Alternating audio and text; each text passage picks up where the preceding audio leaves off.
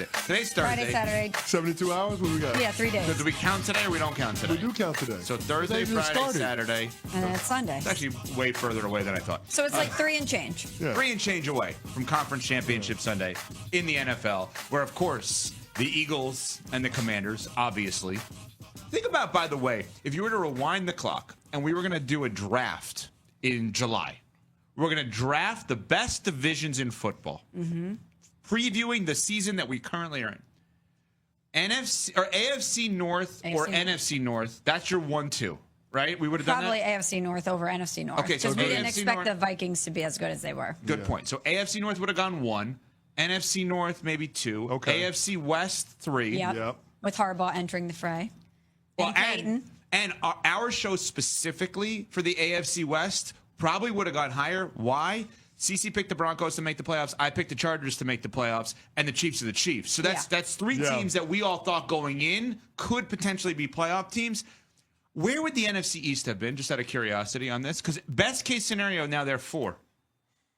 NFC West, I would say we probably would have put NFC West over there because the Rams were formidable. The 49ers were coming off of a Super Bowl run. Now, you had the Commanders in the playoffs. I was down on the 49ers, and I had the You were. Commanders in the playoffs. I actually had the Commanders winning the division. I was wrong, but I feel like I have Whatever. a chance to You be. can take the win I on feel that. like I have a chance to be right You're gonna because they take the could win be on in the that. Super Bowl. Listen, saying that they would win the division is you intimating that they're going to be good and that they're going to be formidable, and they were. So you got it right. I like the spin that's being created here. If they go to the Super Bowl, we're still going to say you're wrong because they didn't win the division. You didn't get it right. You didn't believe in them. You didn't think they could So win they it. actually got farther than I thought Correct. they Yeah, would. but that's technically wrong.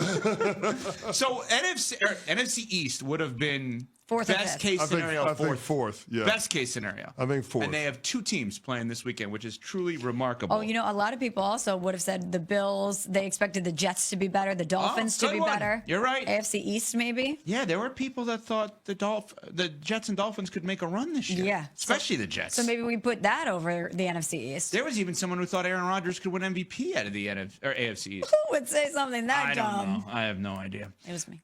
Anyway, so all of that to get to the Eagles and the Commanders this weekend, and the pressure on the one team in the NFC East that I think universally everybody thought would be really good, the Philadelphia Eagles. Our teammate, Harry Douglas, co-host Freddie and Harry, weekdays 3 p to 7 p Eastern time here on ESPN Radio, had this to say about Jalen Hurts and the pressure he faces this weekend. When you look at how it's been done for the Philadelphia Eagles, it's been done through Saquon Barkley and that offensive line and that run game. Now, Jalen Hurts was a part of that run game versus the Los Angeles Rams where he rushed for 70 yards and a touchdown, right? For Jalen Hurts, hey, you can't lose to Rook.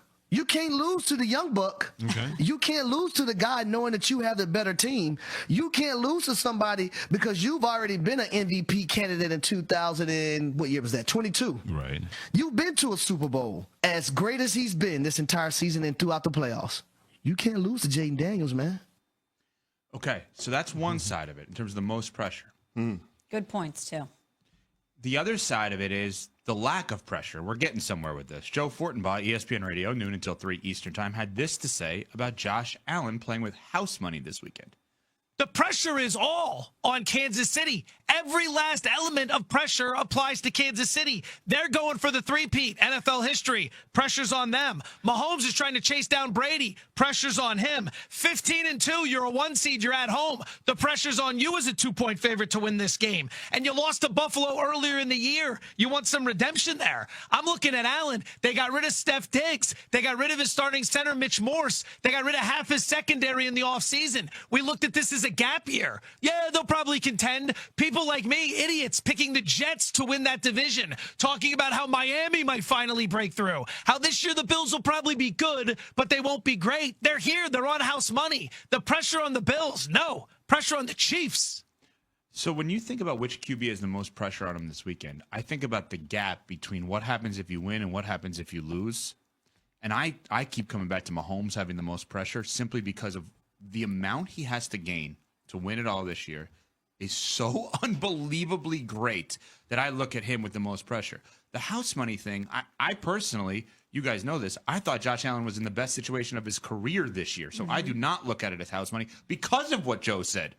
Because I didn't think he clicked with Steph Diggs. And clearly he did not, because look at the team this year. But which QB do you think has the most pressure on him this weekend? It's Jalen Hurts. Really? We don't have to overcook it. Yeah, he's going up against a rookie quarterback, even though we've acknowledged that the rules don't apply to Jayden Daniels as far as rookie quarterbacks go. But he has the superior team, and he has the requisite experience. They've been to a Super Bowl. They've won a conference championship game before. So experience has to matter. Home field has to matter. Having more talent has to matter. And if you're looking at it holistically from the Eagles' perspective, when is the team actually going to get better than what it is right now? Probably never.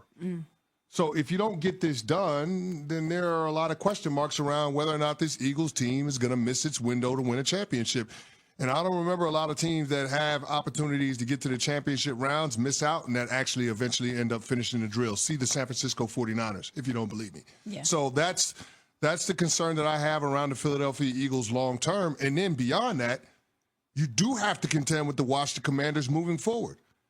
They've got over $90 million in cap space. They got 8 draft picks, and they got a quarterback that's going to have his name on a short list of people that can win MVP in 2025. So there's an argument to be made that the Washington Commanders will be the team to beat in the NFC East moving forward. So if you're the Eagles, there's a ton of pressure to finish the drill this season. I hear you. There is a ton of pressure on the Eagles to finish the drill this season. And you can't, in theory, lose to a rookie quarterback. That does not sit well, especially not in Philly, especially when your team is this good. And they are stacked with talent. However, I disagree with our boss, Joe Fortenbaugh. I do not think that Josh Allen is playing with house money. In fact, I think Josh Allen has the most pressure on him than any quarterback left in the field. This is a guy who, since 2020, has been a staple in the playoffs. And he can't get over the hump. He can't beat the Chiefs. He can't beat Mahomes. He can't punch his ticket to the Super Bowl. He's playing the best he's ever played. The Chiefs are going for history with the three-peat. They won 15 games. Josh Allen has the most to gain, in my opinion. If you can finally slay that dragon, you can finally beat Mahomes and the Chiefs, and you do it in this year of all years, this year where they won 15 games and the road still goes through Kansas City to the Super Bowl, this year where history's on the line, this year when you're playing the best you've ever played and you could be the MVP of the entire league, he's got a lot of pressure on him to get it done because the AFC, we never know when Josh Allen is going to be able to get back here. We assume based on how good he is that eventually it will happen, but we say that about Lamar. We say that about Joe Burrow. It doesn't feel like the Chiefs are going anywhere, obviously. I just don't know how many more opportunities he's going to get to be in this spot, and he needs to get over that hump. He needs to take advantage of the situation. Yeah, I think the opportunities to be in this spot is an interesting one because we could say that about a lot of people, right? Like, it's ridiculous to say, well, Jayden Daniels, take advantage of it now because you never know when you're going to get back, right? Dan Marino's sitting there advising him. Dan Marino would say that, like, ignore the fact that you've got years ahead of you. Yeah. Don't play into the house money thing. You have to operate as if this is the only time you will ever be in this situation because it's only going to get more difficult. Why? More pressure, more expectations. He will cost more money. Now, he's somebody that, based on his small sample size, I think they'll be fine. There's no reason to think he cannot outperform his contract. Yeah. Patrick Mahomes could make $100 million a year, and I still think he's underpaid because I think he can outperform that. Now, here's the